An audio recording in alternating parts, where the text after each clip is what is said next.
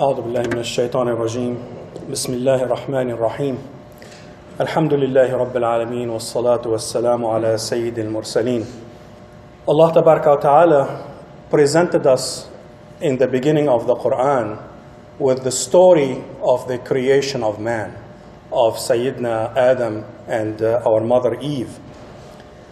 In verse 20, so anyone who's starting to read the Quran, especially somebody who is converting new, they're going to start with Surah Al-Baqarah, Surah Al-Fatiha and Surah Al-Baqarah.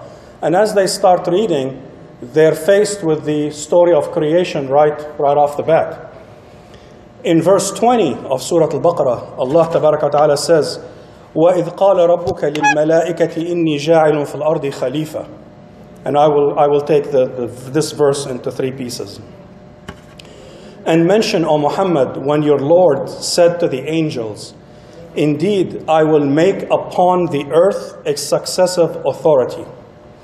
So Allah Tabaraka wa Ta'ala was informing the angels that He is creating a brand new creation called man. And that man is supposed to be a Khalifa, his representative on earth. جَاعِلٌ فِي الْأَرْضِ خَلِيفَةً. On earth, a successive authority. Now the verse continues. قالوا أتجعل فيها من يفسد فيها ويسفك الدماء ونحن نسبح بحمدك ونقدس لك. The angels said, will you place upon it one who causes corruption therein and sheds blood, while we declare your praise and sanctify you? Now the angels voiced a concern that this new creature, this new being that you're creating, has the capacity to cause a lot of damage.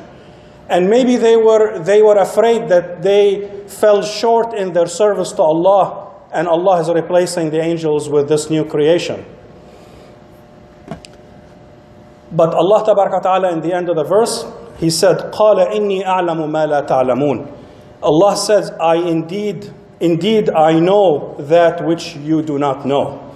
So Allah Tabaraka wa Ta'ala did not dismiss the angels, did not completely dismiss them. I know better. No, He did not do that. If you start reading the verses that follow, it seems that Allah is addressing their concern. Verse 31, the next one. In verse 31, because that one was verse 30. So in the next verse, Allah says, وَعَلَّمَ آدَمَ الْأَسْمَاءَ كُلَّهَا ثم عرضهم على الملائكة فقال أنبئوني بأسماء هؤلاء إن كنتم صادقين. And Allah taught Adam all the names. Then He showed them to the angels and He said, inform me of the names of these if you are truthful. What did the angels say in verse 32? قالوا سبحانك لا علم لنا إلا ما علمتنا إنك أنت العليم الحكيم. They said, exalted are you, we have no knowledge except what you have taught us. Indeed, it is you who is the knowing, the wise. So Allah has, with these verses, is addressing the concern of the angels. This man, this creation called man, was a special creation. He has the ability to learn and to grow. The angels did not have that. The angels only know what Allah taught them and nothing else. Man has the capacity to grow, to learn, to go beyond what he knows, the acquisition of knowledge. So Allah Tabaraka wa Ta'ala gave Adam all the knowledge that he needs to be a successful Khalifa on this earth. He gave him knowledge. He didn't just throw him on earth and say, you go figure it out. No, عَلَّمَ آدَمَ الْأَسْمَاءَ كُلَّهَا. And in verse 35, Allah says, وَقُلْنَا يَا آدَمُ اسْكُنْ أَنْتَ وَزَوْجُكَ الْجَنَّةَ وَكُلَا مِنْهَا رَغَدًا حَيْثُ شِئْتُمَا وَلَا تَقْرَبَا هَذِهِ الشَّجَرَةَ فَتَكُونَا مِنَ الظَّالِمِينَ. And Allah Tabaraka wa Ta'ala said, and we said, O Adam, dwell you and your wife in paradise and eat therefrom in abundance from whatever you will, but do not approach this tree, lest you be among the wrongdoers. So Adam and Eve, alayhim salam, were created pure and innocent. They were Allah's creation. And they dwelled in paradise for a while. But they were presented with a moral choice. Here's all the trees, Eat from whatever you want except this one. It was a moral choice. It seems innocuous, harmless. I mean, why not eat from this tree but eat from all the other trees? It was a moral question. It was part of their moral development. Will you obey? Because that tree, you can eat from any tree. But Allah says, eat from all the trees except this one. It was a moral development. It was a moral test. So, in verse 36, Allah says that the Satan, he caused them to slip out of it. He convinced them, and they were innocent. We have no excuse, but they had an excuse because they didn't know evil. They did not know deception. They did not know the evil ways of Satan. So, فَأَزَلَّهُمَا الشَّيْطَانُ عَنْهَا فَأَخْرَجَهُمَا مِمَّا كَانَا فِيهِ وَقُلْنَا اهْبِطُوا بَعْضُكُمْ لِبَعْضٍ عَدُوٌّ وَلَكُمْ فِي الْأَرْضِ مُسْتَقَرٌّ وَمَتَاعٌ إِلَى حِينٍ. But Satan caused them to slip out of it and remove them from that condition in which they had been. And we said, go down, all of you, as enemies to one another, and you will have upon the earth a place of settlement and provision for a time. So Satan made them slip, made them disobey. And Adam and Eve now have entered the moral phase of their existence. Before they were pure. Now they left that stage of innocence, and now they're aware of sexual morality and modesty, as the other verses elaborate more. But if you look at verse 30 that I started the khutbah with, from the beginning Allah intended for Adam and his progeny to be on this earth. So nobody should say it's Adam or it's Eve's fault that we are on this earth toiling. No. It was Allah's design from the beginning when He created Adam to put him on this ard as a Khalifa. So, the earthly life cannot be viewed as a punishment for mankind, or a punishment for Adam, or for Eve. Nowhere in the Quran it says that life on this earth is a punishment because of what our father did or whatever. No, you will never find any place in the Quran that says our existence on this earth is a punishment. No. The earthly life is an essential stage in our intellectual and spiritual development, so we can grow our capacity to experience Allah and His attributes at a level that no other creature can. No other creature can love Allah the way a believer or Sayyidina Muhammad loved Allah.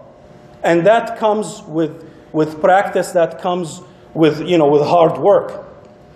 So Allah Ta'ala intended for man to enter into a relationship with Him that's built on love, that no experience can approximate. Now when Adam and Eve were in heaven, they were innocent, they were walking around, but when they came down to this earth and now they had to strive and work hard, that develops them morally and gives them that intellectual ability.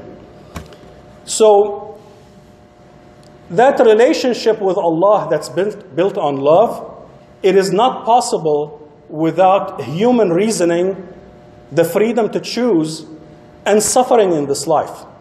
These are all critical components that you develop that love for Allah. And man's nature, our nature, is very complex because of the higher intelligence that Allah Ta'ala gave us. He gave us the ability to reason, the ability to learn, the ability to grow. No other creation, not even angels, were given that blessing. For some people that use it correctly, it is a blessing. For people that misuse it, asfala safilin, they become the worst of creation. But when they use it right, they're, the best of creation. So the higher intellect and the freedom to choose provide the potential to grow in evil, as the angels suspected. Right? We see that all around us. You're free to do whatever you want. Some people prefer to hurt others and steal from others. But this intellect and freedom of choice also has the potential to grow in virtue to rise above the angels. So virtue is not inherited. You don't give it to your kids. You don't just acquire it overnight. You have to develop it. You develop it through trials and conflict in this life. So why create man, as the angels ask?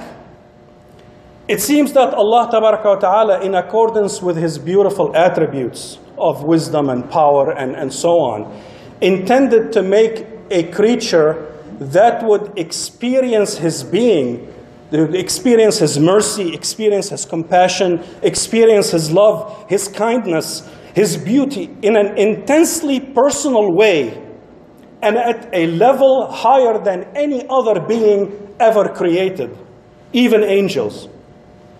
So how can you appreciate God's mercy if you've never been in trouble and He got you out of it?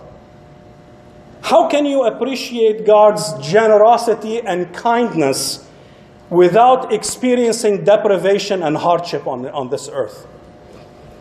So do not blame Adam and Eve, and that's a different story, because the non-Muslims, they accuse Eve of getting us to this earth, which is false, and it's nowhere in the Quran. In the Quran addressed both of them at the same time, because they were both responsible in front of Allah. If anyone is responsible, it's Adam, because he was in charge. But Allah addressed both of them, but that's a different topic. So do not blame them for our life on this earth. It was by Allah's design from the beginning that He meant for us to experience, our parents to experience heaven, so they know where we're going back to, inshallah. And come down to earth, toil, work hard, get to know Allah, get to develop that connection with Allah, and then you can go back and enjoy His presence and enjoy His bounties on a level that no other creation would ever do. So the intellect and free will that we were given, together with the struggle in this life, contribute to the development of the best of creation that are bound to Allah by love. We're not bound by fear. We fear Allah, yes, but Allah wants us to love Him. We obey Allah. We are afraid to disobey Him and displease Him because we love Him. And that's how a believer's connection with Allah, it's out of love, not out of anything else. So be thankful that Allah Tabaraka wa Ta'ala gave us the chance to come to this life and to experience hardship and to experience His beautiful attributes at a level that no words can put. I mean, this is a personal experience from every single one of us. Have to develop that experience. You develop it with obedience, you develop it with qiyam al-layl, you develop it with prayers, with dua, with all of these activities that are personal to every one of us. Your life experiences mold and shape who you are. So a few years of struggle in return for an eternity of pleasure and closeness to Allah is worth it. أقول قولي هذا واستغفر الله ولكم فاستغفروه إنه الغفور الرحيم.